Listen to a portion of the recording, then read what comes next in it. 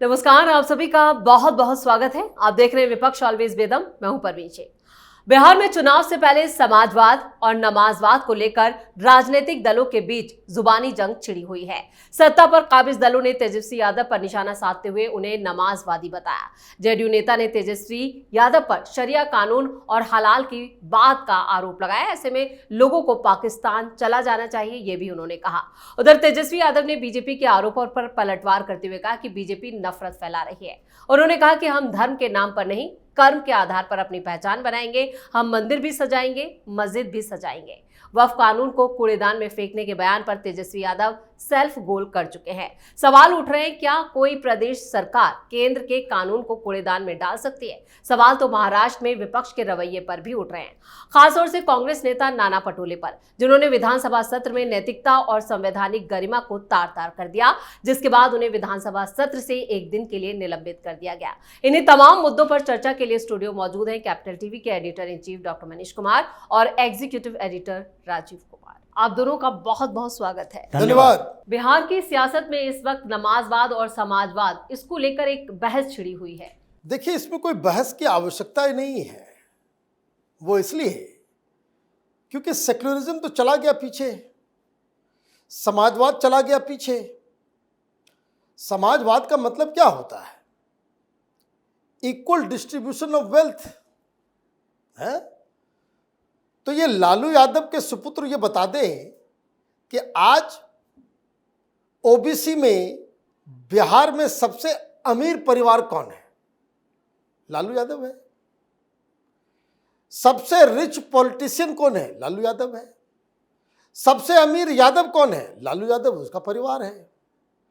कौन भ्रष्टाचार किया? लालू यादव, उसके परिवार है। तो समाजवाद तो गया तेल बेचने। आपने समाजवाद का ढकोसला करके अपने परिवार को अमीर बनाया। साइकिल पे चलता था लालू यादव, अभी हेलीकॉप्टर पे घूम रहा है। यह समाजवाद है। समाजवाद वर्ड बोलने से पहले लेनिन ने एक बात कही थी। मनोज झा जो है उसका बड़ा वामपंथी बनकर के घूमता है कि जो सामाजिक बदलाव करने के लिए जो लोग आएंगे उनको अपने आप को डिक्लास करना पड़ेगा। मतलब जो धन संपत्ति है उसका बंटवारा करना पड़ेगा, गरीबों के बीच में कर दो, उसके बाद समाजवाद बोलता रहना। हम लोग भी सैल्यूट मारेंगे कि भाई ये समाजवादी है। और रही बात सेक्युलरिज्म की, अरे फ्रॉड्स, दिन भर पता नहीं क्या उल्टा पुल्टा खा पी करके शाम में ऐसे खड़े हो जाते हो नमाज पढ़ने के लिए इफ्तार पार्टी में और कहते हो कि ये सेक्युलरिज्म है। ये सेक्युलरिज्म है। शरिया कानून लगाने के लिए तो इमारतें शरिया के मंच पर चले जाते हो। मंच पे और भी कई सारे लोग थे, कई सारी बातें कही गई।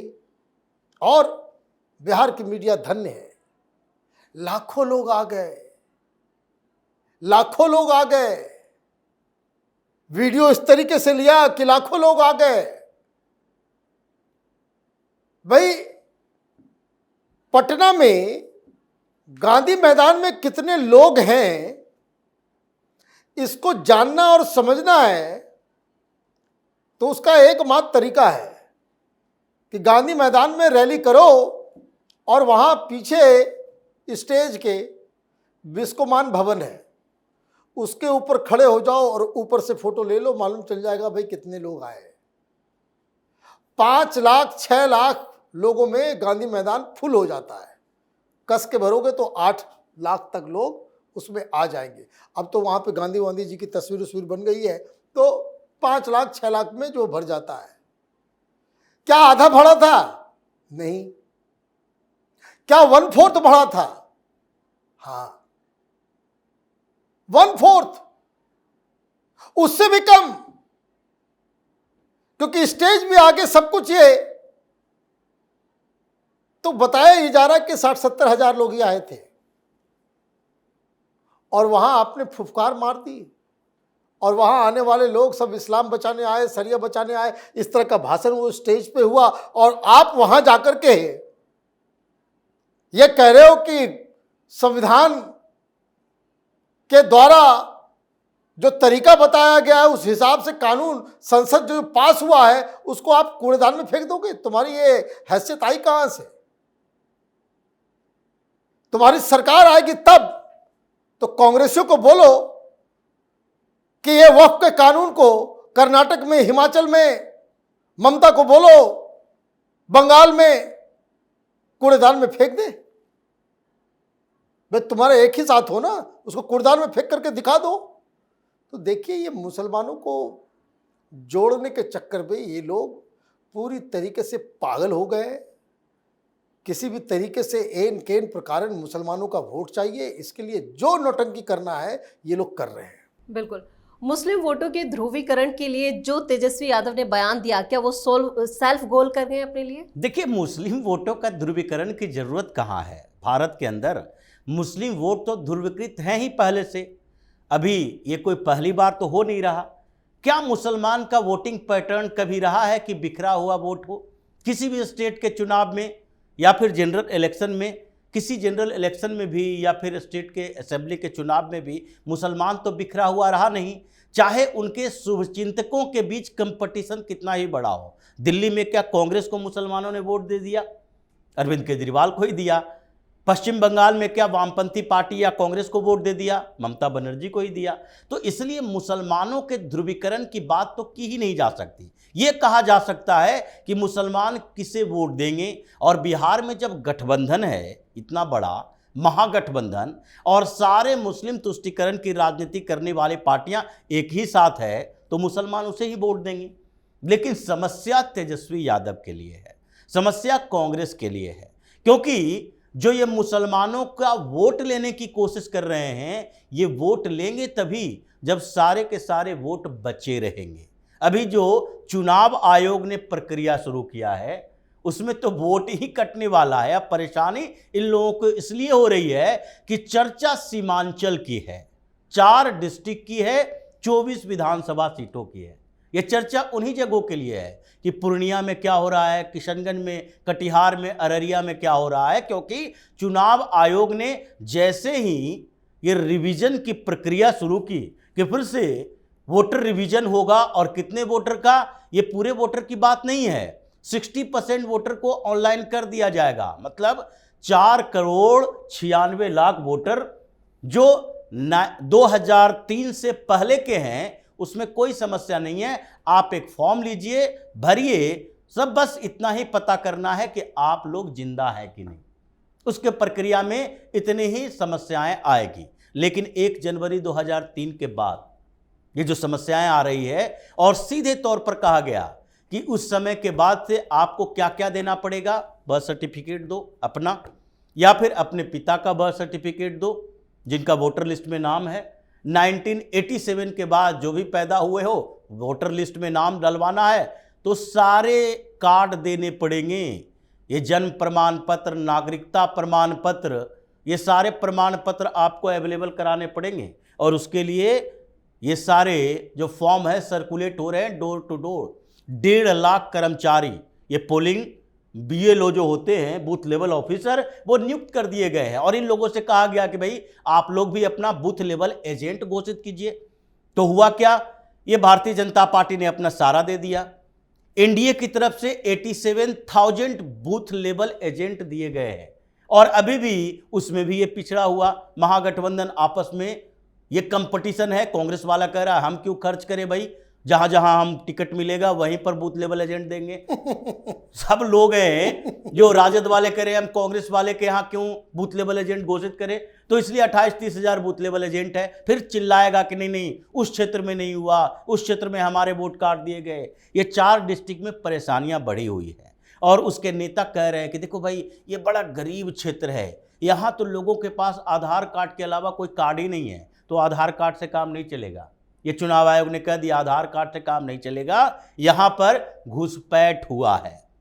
और उसका निराकरण यही है कि जिनका नाम होगा, जो जायज वोटर होंगे, उनको वोटर लिस्ट में नाम दिया जाएगा, जो नाजायज वोटर है उसका काट दिया जाएगा। और इसलिए ये लोग परेशान हो रहे हैं। ये नमाजवादी पार्टी भारतीय जनता पार्टी ने पहले कह दी। और उसके बाद इन लोगों के लिए समस्या यह है कि जिसके लिए बैटिंग कर रहे हैं उसका 30% वोट कट रहा है, और उस 70% बचे हुए वोट में जो कहता है कि 69% किशनगंज में है पॉपुलेशन, 38% कटिहार में है, ये सारे घट घट के 40-45% हो जाएंगे। और उसमें ओवैसी आएगा, उधर से ममता आएगी, उधर से ये महागठबंधन आएंगे। तो समस्या इन लोगों के लिए यही हो रही है कि आगे ये वोटर लिस्ट सुधार में जो होने वाला है, लगभग 3,92,00,000 वोट ये रिवीजन होने हैं इसके। और इसमें तेजस्वी यादव के लिए हो सकता है फर्जी वोटों में 80-90 लाख इनके भी हो, जितना चीख चिल्ला रहे हैं। ऐसा लग रहा है कि महागठबंधन वाले ज़्यादा फर्जीवाड़ा किया होगा 2003 से, लालू प्रसाद यादव ने उससे पहले क्या क्या किया होगा। तो इसलिए उस समय का रिवीजन हो रहा है और इनकी सांसें अटकी हुई है। समस्याएं तो महाराष्ट्र में विपक्ष के लिए भी बहुत ज्यादा हैं। नाना पटोले ने जिस तरह से महाराष्ट्र विधानसभा सत्र में हंगामा किया है, वो क्या है? देखिए, ये उनका नेचर है, कोई पहली बार थोड़ी कर रहे हैं। और इस तरह का उद्दंडता, इस तरह का आजकल कांग्रेस पार्टी ने एक तरीका अपना लिया है। मीडिया में जाओ तो एंकर से झगड़ा करो, इलेक्शन में जाओ तो इलेक्शन कमीशन से झगड़ा करो, कोर्ट में जाओ तो जज से झगड़ा कर लो, और असेंबली में जाओ तो स्पीकर से झगड़ा कर लो। ये तो उनका चरित्र बन गया। भाई राहुल गांधी माइक मेरा ऑफ कर दिया, माइक चल रहा है, माइक मेरा ऑफ कर दिया, उधर खड़ के हमको बोलने नहीं दिया जा रहा। अरे भाई बोलो ना, बोलने में कोई मनाही है, लेकिन क्या है विक्टिम कार्ड खेलना, ये तमाशा करना। और अभी क्या दिक्कत हो रही है, जो मैं पिछले 2-3 दिनों से कह रहा हूं, जब से कि ये लोग नग्न रूप से तमाशा करना शुरू कर दिया है। अब 5 तारीख को ये दोनों ठाकरे ब्रदर जो है जी, ये दोनों रैली करने वाले हैं कि मराठा जीत गया, मराठा जीत गया। ये कांग्रेस पार्टी क्या करेगी? तालियां हो जाएगी, ताली बजाने लायक बच गई है। तो ऐसा लगता है कि आपको इंस्टीट्यूशंस के खिलाफ कांग्रेस पार्टी एक मुहिम चला रही है। क्या हुआ नहीं हुआ उसको जाने दीजिए। लार्जर सवाल यह है कि हर जगह कांग्रेस पार्टी, राहुल गांधी से लेकर नाना पटोले तक और इस तरह के तमाम लोग, जितने भी इंस्टीट्यूशंस हैं, उसको तबाह और बर्बाद करने के लिए उद्दंडता पे कूद आए हैं। और ये महाराष्ट्र नहीं, देश के लिए खतरनाक है। बिल्कुल। नाना पटोले पे क्या एक्शन, जो अभी सिर्फ 1 दिन के लिए निलंबित किया है, वो कार्रवाई और आगे बढ़ सकती है? देखिए, अभी तो विधानसभा के अंदर कार्रवाई हो रही है। नाना पटोले और कांग्रेसियों को, जिसके साथ इसका उठना बैठना है, वो लोग ही मार पीट कर मुंबई से भगाएगा। जैसे राज ठाकरे और उद्धव ठाकरे एक साथ आ रहे हैं, जैसे ही उन दोनों ने मंच शेयर करने की बात की, शेयर हो रहा है। और उसके साथ 5 जुलाई नजदीक आ रहा है, कांग्रेस की तरफ से आया, बीएमसी चुनाव हम अकेले लड़ेंगे। भाई बीएमसी चुनाव अकेले लड़ोगे? क्या तुमसे किसी गठबंधन ने कहा? क्या उद्धव ठाकरे ने कहा कि हम आपके साथ लड़ना चाहते हैं? वो चाहता नहीं तुम उसके साथ लड़ो। वो तो पहले ही सेटिंग कर रखा है कि अगर राज ठाकरे के साथ सेटिंग हो गई तो बहुत बढ़िया है। वो भी राज ठाकरे अभी समय देख रहा है, क्योंकि इधर एनडीए की तरफ से, महायुति की तरफ से कुछ वैसे आश्वासन नहीं मिले हैं। अच्छे संबंध राज ठाकरे के फडणवीस के साथ हैं। विधानसभा चुनाव में भी फडणवीस ने सीधे तौर पर कहा था, राज ठाकरे के बेटे हैं अमित ठाकरे, उसके खिलाफ कैंडिडेट मत उतारो। लेकिन भारतीय जनता पार्टी को वो सीट मिली नहीं, एकनाथ शिंदे को मिल गई, तो वो मजबूर नहीं किया जा सकता है। लेकिन फिर भी फडणवीस और राज ठाकरे पिछले दिनों भी मुलाकात किए। लेकिन अभी के समय में बीएमसी चुनाव के लिए अगर एनडीए की तरफ से ये तीनों पार्टियों को एक साथ चुनाव लड़ना है, तो फिर वैसे में एडजस्ट करना मुश्किल होगा दूसरी पार्टियों के लिए। ये दोनों एक मंच पर आया, और अगर उद्धव ठाकरे, राज ठाकरे एक मंच पर आते हैं तो इसका मतलब है कि कांग्रेसियों को पिट कर भगाएगा। ये बीच में कोई होगा नहीं। भारतीय जनता पार्टी से ये लोग उसके कार्यकर्ता से, नेताओं से सीधी टक्कर नहीं ले सकते, लेकिन कांग्रेसियों को तो मुंबई से भगा देगा। नाना पटोले जो विधानसभा के अंदर हंगामा कर रहा है, दूसरे उसके साथ देने वाले नहीं हैं। अभी ये ज्यादा उछल कूद मचा रहे हैं, क्योंकि कुछ दिन पहले ही प्रदेश अध्यक्ष के पद से ये राहुल गांधी ने इनको बाहर किया है। लग रहा है कि अब मेरी कोई औकात नहीं है, तो थोड़ी औकात बढ़ाने के लिए एक बार हाईलाइट हूँ, तो उसके लिए सस्पेंशन ही सही, सस्पेंड कर दिया गया एक दिन के लिए। आगे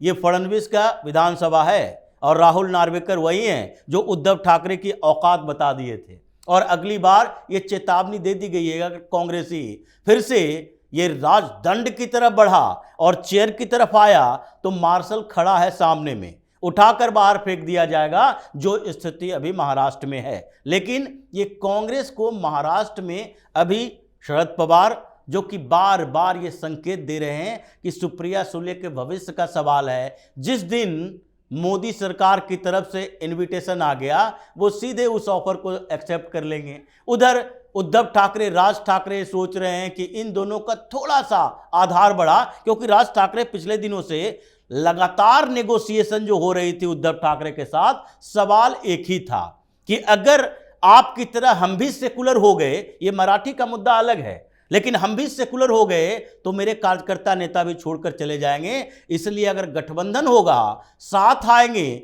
तो इस सेकुलरिज्म का चोंगा उतारकर फेंकना पड़ेगा, कांग्रेस से अलग होना पड़ेगा, राहुल गांधी के साथ उठना बैठना छोड़ना पड़ेगा, तभी हम एक साथ आ सकते हैं। ये लंबे नेगोशिएशन के बाद दोनों साथ आ रहे हैं। अब उद्धव ठाकरे का सेकुलरिज्म नहीं चलेगा तो सबसे ज्यादा समस्या तो महाराष्ट्र के अंदर कांग्रेस को ही होने वाली है। इस तमाम जानकारी के लिए और सटीक विश्लेषण के लिए आप दोनों का बहुत बहुत धन्यवाद। धन्यवाद। बिहार चुनाव से पहले ही मुस्लिम वोटों के लिए विपक्ष ने जो चाल चली थी वो उन पर उल्टी पड़ गई है। सियासी पिच पर तेजस्वी यादव क्लीन बोल्ड हो गए, वहीं बीजेपी तेजस्वी की पिच पर बैटिंग करने के लिए उतर चुकी है, जिससे महागठबंधन अपने ही जाल में फंस गया है। इधर महाराष्ट्र में कांग्रेस और विपक्ष के दूसरे दलों ने भी बीएमसी चुनावों को लेकर बवाल करना शुरू कर दिया है। इस खास शो में इतना ही। वीडियो कैसा लगा कमेंट करके अपनी राय जरूर दें। वीडियो को लाइक करें, शेयर करें और कैपिटल टीवी को सब्सक्राइब जरूर करें। धन्यवाद।